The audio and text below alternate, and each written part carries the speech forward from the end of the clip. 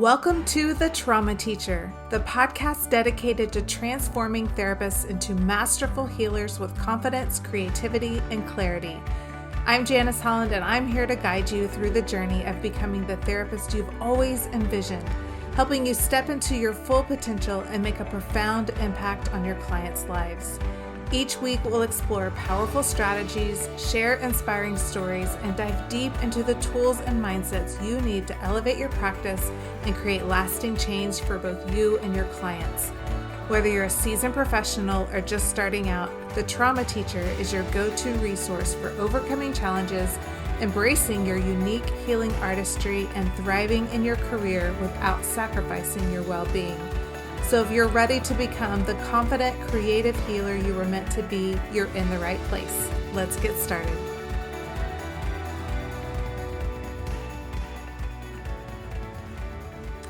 Hello, this is Janice, and I am so excited. This is my very first episode of The Trauma Teacher. It's my podcast. There's just so much that I want to say to therapists about how to develop who you are as a therapist and who you are as a person and evolve into your highest potential. So I decided that this podcast would be the best way to get the information out to you and offer you the support and love and cheering you on, as I know this work is so overwhelming and hard. And so let's get to it. This episode is all about the power of personal leadership as a therapist. So where I want to start with this is actually the idea of self-abandonment, because so many therapists struggle with self-abandoning. And where this really stems from is our need to be a rescuer. So most everyone in the helping profession started out, in our early years, having needs or wants that were not really met, right? So this is not going to be an episode about blaming anybody, but just to kind of give an idea of what's going on. When we don't have when our emotional or physical needs cannot be met, then we have a reaction to that. And the way most people who go into the helping professions have reacted to that is to become someone who either doesn't have needs, or we're not even aware of our needs, or pretend we don't have needs.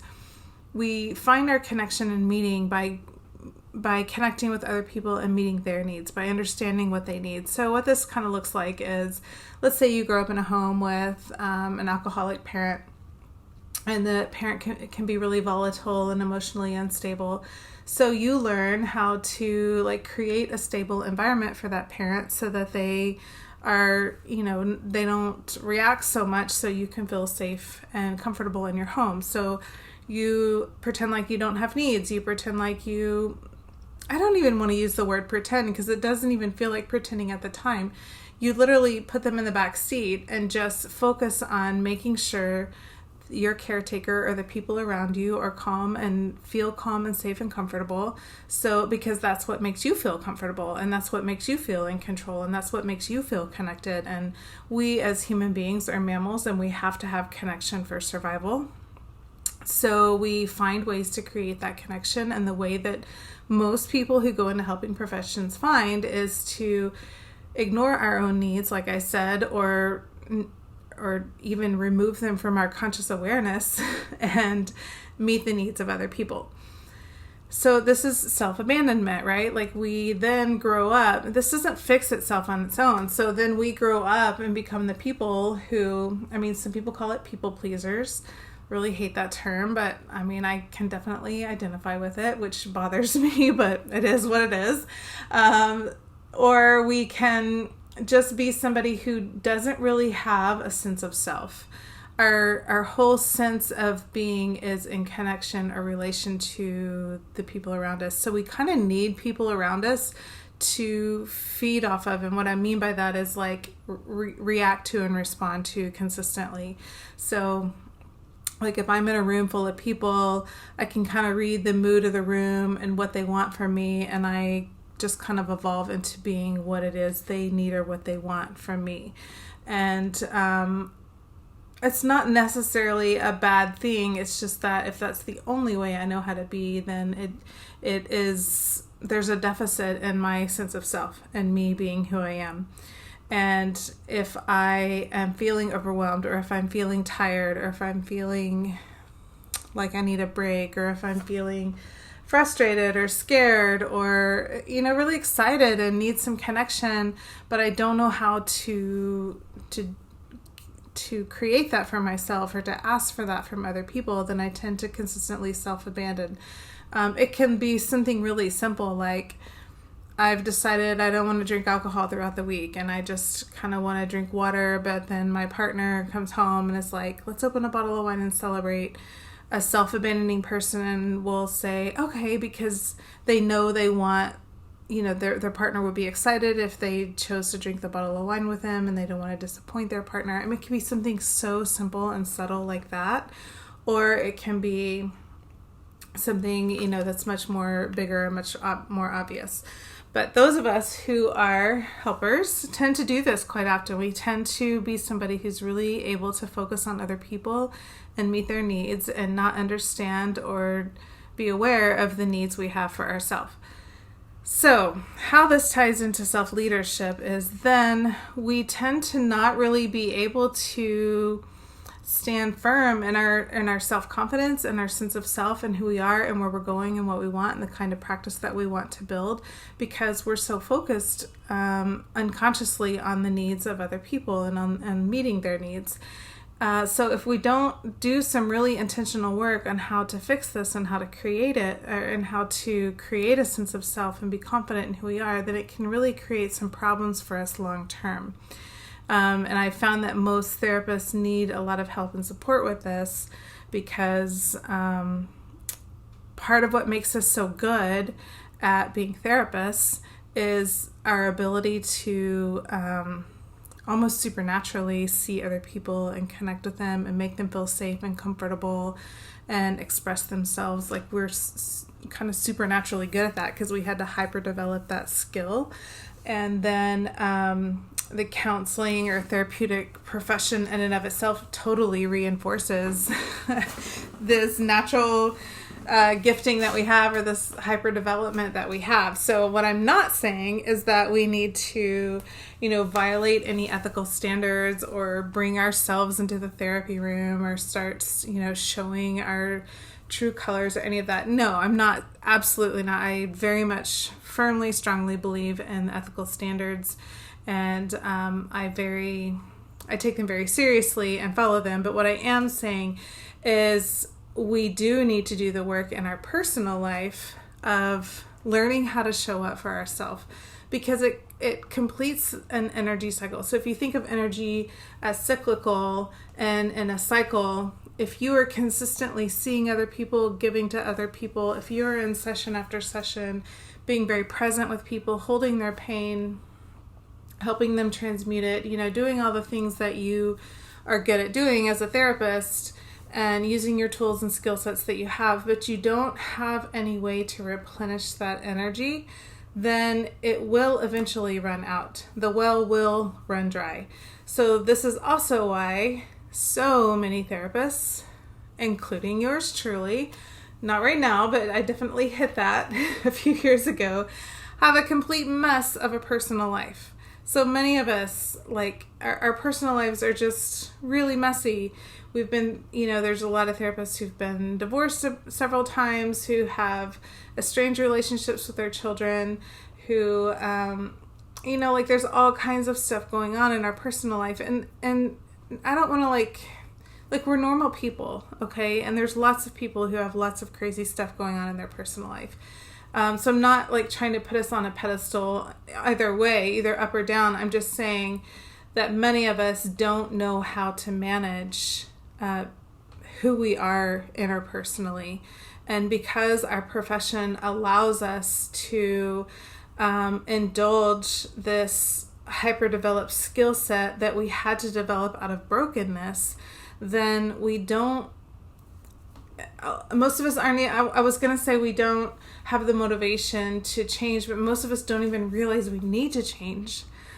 Because we're so good at our jobs and because we're so good at connecting with people, we don't even realize that there is just this huge missing piece of who we are and who we need to be and who we can be that is really missing. So that's really what I want to talk about today. Talk about this self-leadership that we can develop, this sense of self. There's a lot of different ways to describe it. I kind of played around with a lot of different ways on how to describe it, like getting out of the martyr syndrome, getting out of the this feeling like I have to suffer. Like my job is to be in suffering to help other people not suffer. So I will hold the suffering of the world in order to help other people. Like this is kind of an unconscious mindset that a lot of healers hold, and it's understandable why we think that. But I mean, if you think about it, it's so ineffective, because we can only get people as far as we are ourselves. So if you're really good at sitting and holding people's pain and being with them and validating their pain and connecting with them, there's a lot of power in that. And there's a lot of healing that comes in that for people. So I don't want to discount that, because it's definitely something that's very much needed. But you can only get them so far. You can only get them so far out of their pain and suffering, because you are yourself. You haven't evolved out of pain and suffering. And so I just found that for me, I was a really good therapist, and I have been, because I am really good at seeing people and connecting with people. And I was trained very well in the trauma model very early in my career, which provided an incredible bedrock of understanding of what trauma is and how it impacts people and the way that people think. So I knew that, and I had a gifting in really supporting people, but I also consistently felt a little bit bored, kind of empty. I was always looking and searching for the next thing, for the next technique, for the next trick, for the next training, for the next level, for the and it was driven from this like unsettled kind of boredom, frustration, and what it was, is a lack of self, a lack of me being able to see me, a lack of me allowing other people to see me, me not really having a personal life. Yeah, I was married and I had 2 kids, but I didn't really have a personal life. And all of that came crashing down in 2020 when my marriage ended, and it was a real wake-up call for me of like, oh, I have poured so much into my job and my career and was really successful in doing well, but I didn't have much to say about my personal life. But I didn't know how to, honestly, looking back at the time, I didn't even realize I was in a bad place personally. I was just so focused on who I was professionally that I just was blind to my personal life. And so that's why now this idea of self-leadership and personal leadership is just so valuable and so important to me. And it's something that I want to spend a lot of time talking about, because I see so many therapists suffering, and I see so many therapists stuck in this space of really focusing on other people and helping them and seeking training and doing all the things that I was doing, and dreaming about being a real leader in the mental health space, about being a thought leader, about having some kind of a platform and really being able to help more people than just the one-on-one sessions. But like, it's just so far away, because it requires you, in order for you to evolve past just connecting with people one-on-one, you have to develop a sense of self and a self-confidence and a voice, and be able to express your opinions and your thoughts in a way that is clear, and you can communicate well. And this translates in session too. It translates to having real clarity and guidance with your clients, and a groundedness to it, so that clients who really do want support to change, they don't want to, like we all have, there's some clients who just want to come in and bitch, and there's some clients who want to come in and talk a lot about what they've been through, and they want you to deal with it. They want you to fix it. They want you to tell them what to do. And if we're not careful, we can fall into those traps because we don't have a real sense of self.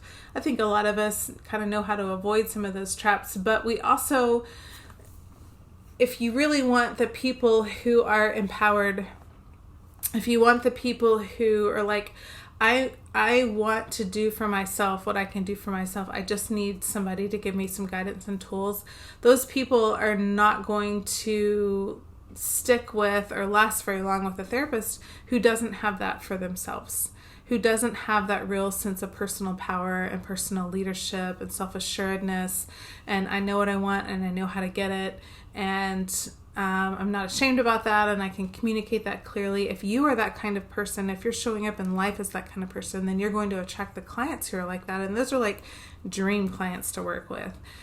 Those are the clients who just come in and every session is effective and powerful because they want to do the work and they're ready to change, and they're just motivated. And so it's so motivating to work with those people. And if those are the kind of people that you want to work with, then you have to develop that within yourself. You have to be that within yourself. And so I want to talk a little bit about how to do that, right? How to set yourself up to be really consistent and maintain a powerful stance within yourself.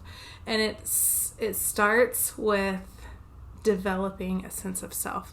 Like when we think about what we want to do when we're not at work, most of us are reading articles on blogs and websites and Facebook groups with other therapists or other, reading about research. Like we love that shit. We love learning new things, learning new techniques, signing up for new certification programs, signing up for the latest whatever, because we love learning. We love filling our head with knowledge. It's part of what makes us who we are. It's part of what makes us tick. It's interesting, right? So most of us in these healing professions are really good at learning. We're really good at thinking. We're really good at filling our head with knowledge. So if this is you, that's great. Like know that that's a strength of yours. It's gotten you this far. Thank God for that. Thank God that you are interested in those things and your clients benefit from all those things that you learn. But if you have kind of this chronic feeling of, like I said, emptiness or frustration, or like have that feeling that you're just not quite enough, or you're just not there yet, or you're not, like you have a vision of the kind of person you want to be, either personally or professionally or both, and if you would be really honest with yourself, like you're nowhere near that person, then you're not going to get there by filling your head with more stuff, by filling your head with another certification, by filling your head with some knowledge and understanding. That's not what's going to get you there. And that was so confusing for me at first because that's just what I knew. Like that's how I got myself where I was going, is just by like shutting down my feelings and blazing ahead and pushing ahead and learning and growing and thinking and just so hyper developed in my head. So my challenge for you is for you to drop into your body, to allow yourself to feel, to allow yourself to receive from people. Like if the thought of somebody coming to your house and helping you clean it, or somebody helping you do your laundry, or somebody cooking you a dinner, or a friend bringing over a bottle of wine and giving it to you just because, or somebody saying, hey, I want to take care of your kids tonight, you go out with your partner and have a nice dinner. Like if that feels like so cringy to you and like there's no way you could allow that to happen, then that's a sign that you have some work to do and you're in developing your ability to be seen, your ability to allow the energy that you flow out to other people to come back to you in your personal life and in personal ways. And like I said, like, yes, it's very inappropriate to expect that from our clients, but we still need that in the wholeness of our life, that energy, the cyclicalness of the energy, where some energy is coming back to us, where we are receiving, where we are resting, where we are giving to ourselves, where we're life-giving to ourselves. So if you're like, well, I do some self-care things, I do, I do get my nails done, or I do go get massages every now and then, or I do, yes, maybe those things are helping you temporarily, but if in general, overall, you're still feeling overwhelmed, if general, overall, you're still feeling stressed out, burned out, if you know you're having some compassion fatigue, if you're struggling to be consistent, if you're starting to like not be exactly on time for work and starting sessions late, or getting through and or maybe on the weekends even, like you don't have the energy to really connect with your kids or to laugh and be playful. And I'm so guilty of this. I was so guilty of this, and I had to do a lot of work around self-forgiveness for myself, just because I realized that I was a shell of a mom. I was nowhere near what I could have been because I was spending so much energy in my sessions. I would come home, usually take a bath every night just to decompress, and then not really be able to engage in conversation, much less playfulness and laughter and connection. And man, I wish I could get those years back. I really do. And I can't. I have to move forward. But that's part of what this podcast is all about, is to help you not make the mistakes I made, and know how to receive and know how to really be connected to yourself and be in personal leadership with yourself, so that you can move forward with confidence and clarity. You can communicate clearly about what you need and what you want, and you don't have any guilt or shame about that. And you can demand that for yourself and your life, from the people around you, from coworkers, from just life in general. Like you are sitting up, leaning forward, paying attention. You know what you want and where you're going, and you're not ashamed about that. And you can tell people, no, I don't want to do that.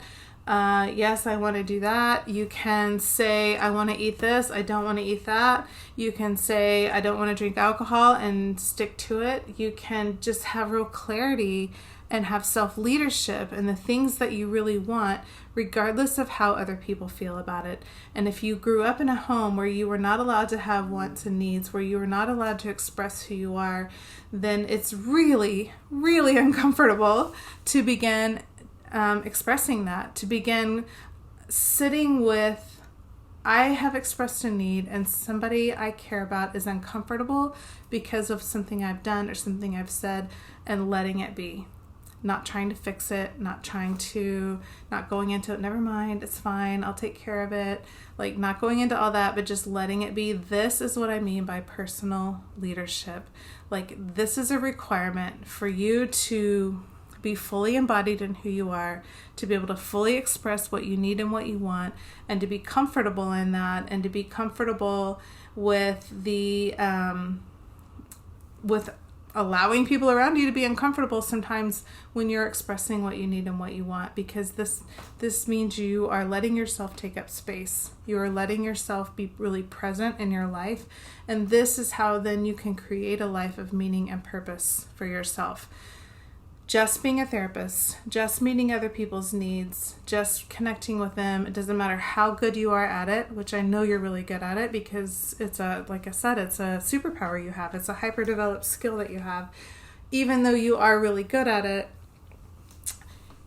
if you don't know how to be yourself and to create a personal life of yourself with meaning, then here's the bottom line, that is a trauma response. You are still stuck in a trauma response yourself.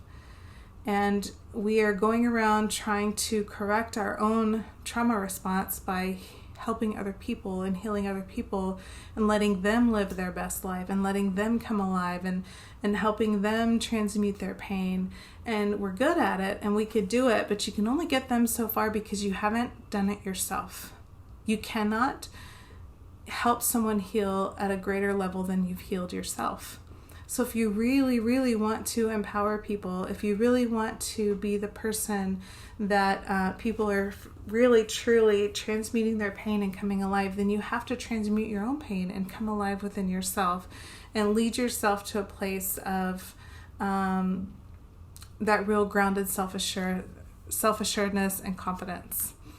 All right, so this is going to lead you to being able to be highly ethical and have a great deal of integrity in your work.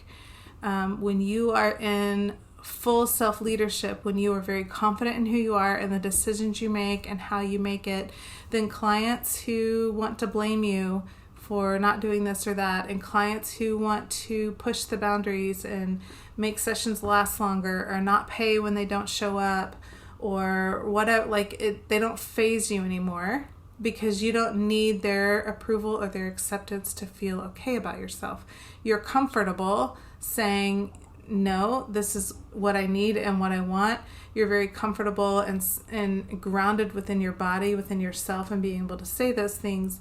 And so then clients can't take advantage of you. And people in your personal life can't take advantage of you. And that is advantageous for them and for you. It's not just advantageous for you.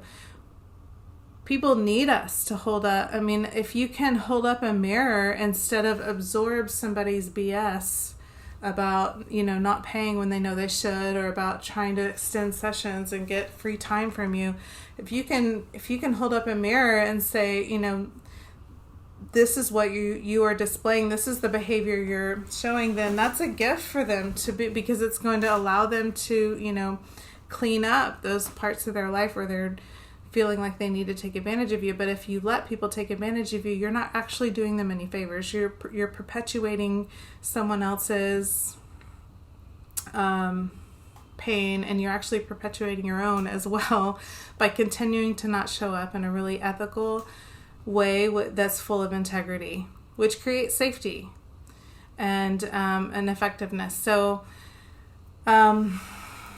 we all have those clients who are really challenging, and those clients who want to push the boundaries, and those clients who want to test what we know and who we are. But those kinds of clients, whenever you are really solid in yourself and you're solid in your, not just your approach, but in who you are, then, of course they're going to be challenging to work with, but they don't rock your boat the way they do if you're really not self-assured and you need the satisfaction of somebody liking you. And so you make those micro choices within sessions and around sessions because that cause people to say, oh, I like her, I really like the way, but they know that they know underneath that they don't have a lot of respect for you. So this is what I think of what I just thought of. So, when we're in school, you have the teachers that you kind of knew you could take advantage of. Like, you knew you could talk out of doing homework, or talk, we weren't allowed to have food in the classroom, but like the teacher, you could talk them into letting you eat candy or eat food. And everyone would always be like, oh, they're so cool. That teacher's so cool. And the teacher really liked being the cool teacher. But under the surface, you kind of knew, like, you thought they were cool and you liked them, but you also didn't have a lot of respect for them because they didn't have a lot of respect. I mean, they didn't demand it. They didn't create an environment where they had self-respect and required you to respect them. But then you also had those teachers where they were really strict and hard, but they were so good, and they were so good at explaining things and being patient with you, but they wouldn't bend any of the rules, but they required the best of you. You knew in that classroom that they would pull out the best of you, and they didn't just pull out the best of you, they required you to pull out the best of yourself to be present in that class. And they didn't take any shit off anybody, but we all actually really respected that teacher.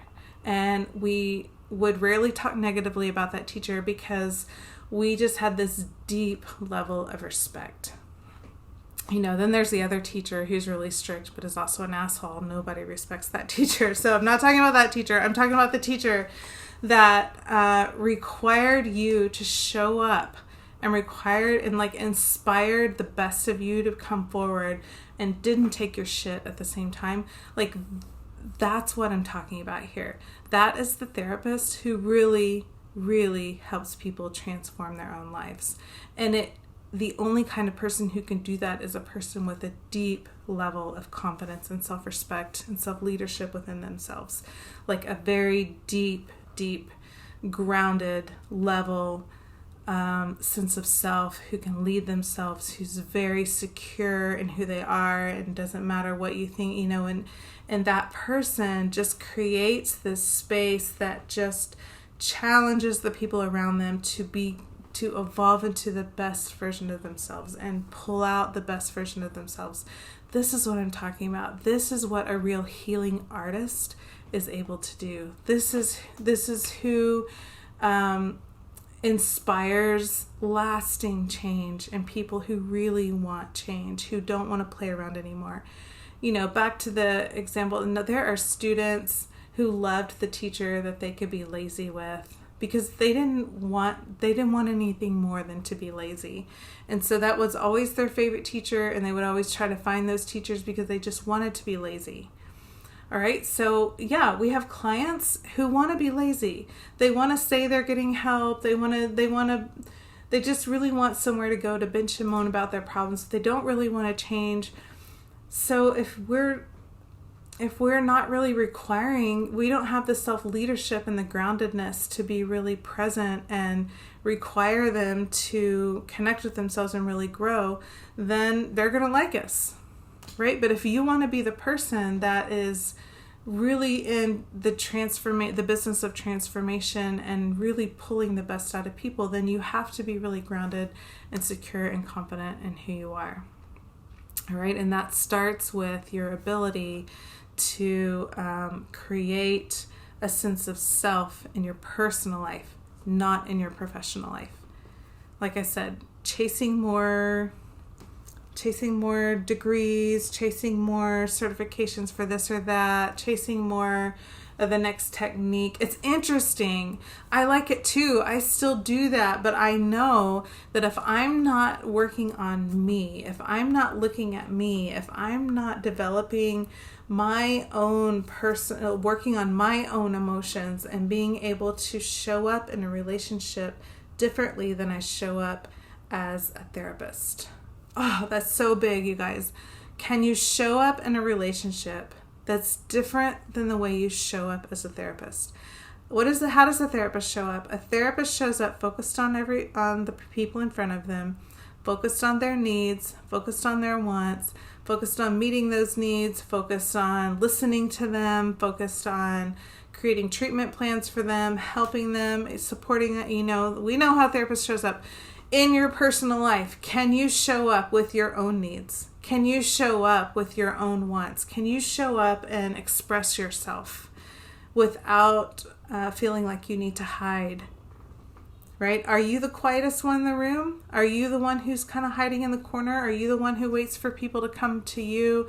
Are you the one who's listening all night long and never shares one story yourself? Are you that person? I've been that person. I know what that's like. And let me tell you, it gets really lonely over time. And I didn't even realize that it was a problem. I didn't realize that emptiness that I felt was my own doing because I didn't know how to show up in a room. I didn't know how to show up and be myself. And once we learn how to do that, and it's super uncomfortable at first, but once you know how to do that, then the energy is coming back to you. It's flowing back to you, and it's you're developing this sense of self in your life, in your personal life, and your personal life begins to come alive in ways you didn't even know you needed it to. And then your clients, you're happy to love on them and serve them. You don't need them anymore. You don't need them, their success or failures. You're happy to be, like I said, be present for them and to help them. But that's just one aspect of your life. There's now balance, and your life has color.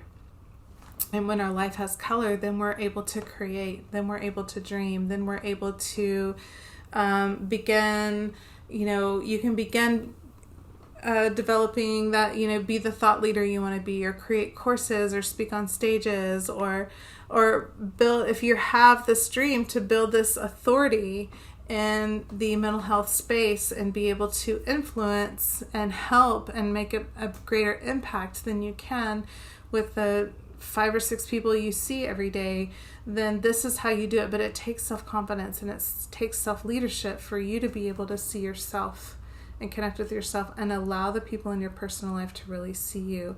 You know, if you're like, I hold so much pain and suffering in the world, how do I go home and then be light and playful with my children? If you don't know how to do that, then it's time to get some help. It's time to do the work. It's time to rearrange your focus outside of, and develop who you are outside of the work that you do. This is how you do it. All right, so if this feels like, wow, I need to have some work to do, I need to figure out how to do this, this is why I've created the Art of Healing Trauma, because there's an art to it. You are an artist. You're a healing artist. You have an incredible gift within you of connectedness, and there's so many gifts within you that allow you to be the incredible person that you are. And being a healer is about combining the research-based science and technique that we are so interested in, that we love, with developing the artist within us. There's this beautiful 50-50 blend of science, technique, research-based interventions, all of these things, with developing the artistry and confidence and sense of self within you. And that is what the Art of Healing Trauma is all about. Not only can you get certified in the trauma model, which, like I said, the trauma model is just so cool because it addresses the underlying bedrock of how people develop and form their sense of self based on the traumatic experiences that they've had. So it doesn't really address symptoms of trauma. It really addresses your underlying sense of self and who you are. I'll do a whole episode on that one day. So you get certified in that, so you can add the credential to your name, which is awesome, which establishes authority. But we focus just as much on developing who you are as an artist, your sense of self.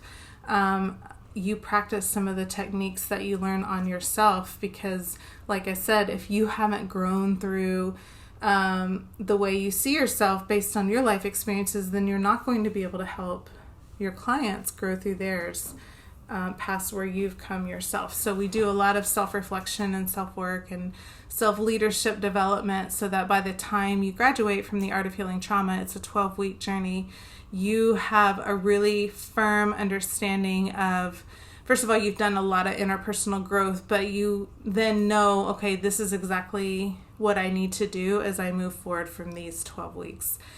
So you're certified in the trauma model in 12 weeks, and then you have a really clear pathway to personal self-development so that you can continue to evolve into the person that you envision, that, we're going to close the gap so that the person you are and the person you envision being, the gap is going to get much shorter.